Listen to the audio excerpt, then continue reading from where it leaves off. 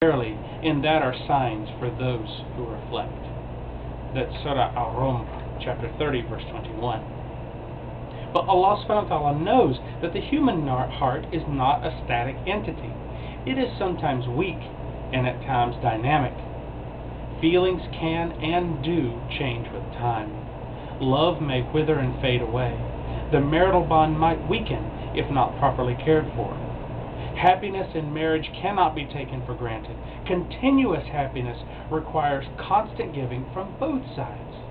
For the tree of marital love to remain alive and keep growing, the soil has to be sustained, maintained, watered, and nurtured.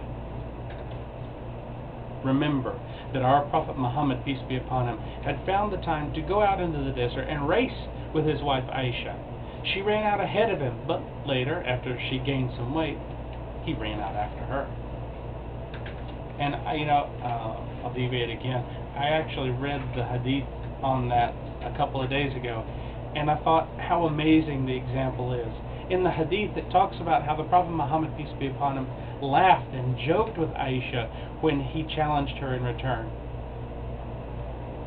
And it astounds me the number of men that just treat their marriage as a business contract, when clearly the example of the Prophet is to enjoy one another, to laugh, to joke, to have fun. Wives, guys, listen, men, our wives are our companions. They're not our slaves, they're not our servants, they're our companions. So anyway, let me go back to what our esteemed Sheikh is saying. He says, remember that the Prophet, peace be upon him, took his wife to watch the young Ethiopians playing and dancing in their folk dances. The show of emotions is necessary to keep the marital bond away from rusting and disintegrating. Remember that you will be rewarded by Allah subhanahu wa ta'ala for any emotions that you show your wife. As the Prophet, peace be upon him, said, one would be rewarded for anything that he does, seeking the pleasure of Allah, even the food that he puts in the mouth of his wife. Never underestimate the importance of seemingly little things such as putting food in your wife's mouth, opening up the car door, pulling out a chair, all these things. Remember that the Prophet, peace be upon him, used to extend his knee to his wife to assist her up to ride the camel. Try to always find some time for both of you to pray together. Strengthening the bond between you and Allah subhanahu wa ta'ala is the best guarantee that your own marital bond would always remain strong. Having peace with Allah will always result in having more peace at home. Remember that the Prophet, peace be upon him, gave glad tidings for those couples who wake up at night to pray together. The Prophet, peace be upon him, even urged the spouse who rises first to wake the other spouse, even by throwing cold water on his or her face. I hope that my wife doesn't take that part too seriously.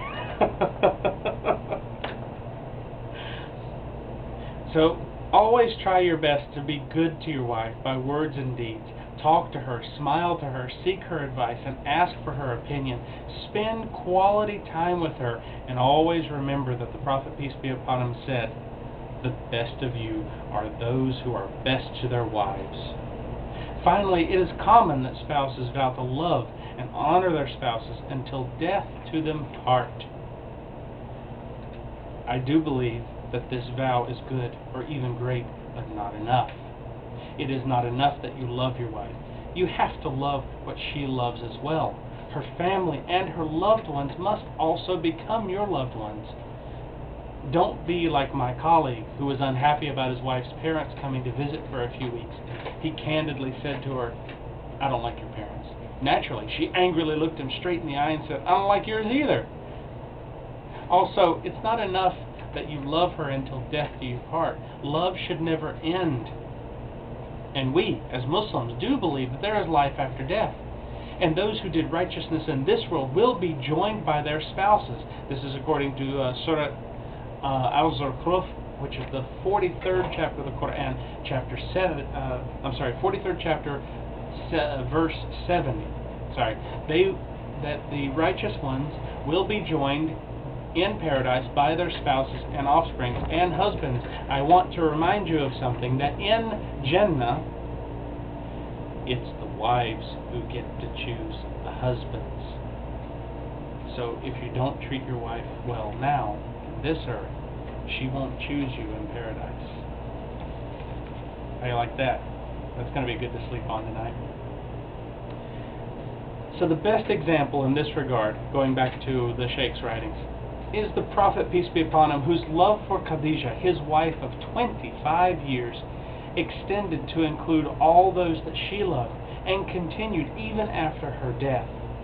It was many years after her death, and he never forgot her. Whenever a goat was slaughtered in his house, he would send portions of it to Khadijah's family and friends. And whenever he felt that the visitor at the door might be Khadijah's sister, Hala, he would give a short dua. He would pray, saying, "Oh Allah, let it be Hala." SubhanAllah. The Sheikh's words are so strong. Sheikh Abdullah Adami really has given us such a wonderful way of looking at marriage. And we should look at it in this way, as a partnership, as a joint venture between husband and wife. The most important thing that we can do as husbands is to make our wives happy. And the most important things that a wife can do is to be dutiful and serve her husband in the ways of love. But I'm not a woman, so I'm not going to talk about a wife's duties. Not tonight. Tonight I'm talking about a man's duties, a husband's duties to his wife. So let's go on. Sheikh Muhammad Abdul Halim Hamid wrote a really brilliant list of very simple things that you can do as a Muslim husband to make your wife happy. The first category is to give her a beautiful reception. After you return from work, school, travel, or whatever has separated you, even for a short time, begin with a good greeting. Start with Assalamu alaikum and smile. Salam is a sunnah and a dua for her as well. Shake her hand or hug her and leave bad news for later. Too many times husbands will go straight home and immediately greet their wives. Terrible. All the stress that you brought from the day, all the stress that you've dealt with through the day, it doesn't mean that you can't share that with her. But don't let that be the first face that she sees after you've been separated. Anytime a husband and wife are separated and they come back together, the first words, the first statements, the first things that you say to your spouse will set the tone for the rest of the conversation, for the rest of the day, maybe even the rest of the week. And in some cases, depending on how bad it is, could even be the rest of the relationship. The thing is that you have to realize that if we are missed, if we are loved, that we will indeed need to be kind and generous and gentle to one another.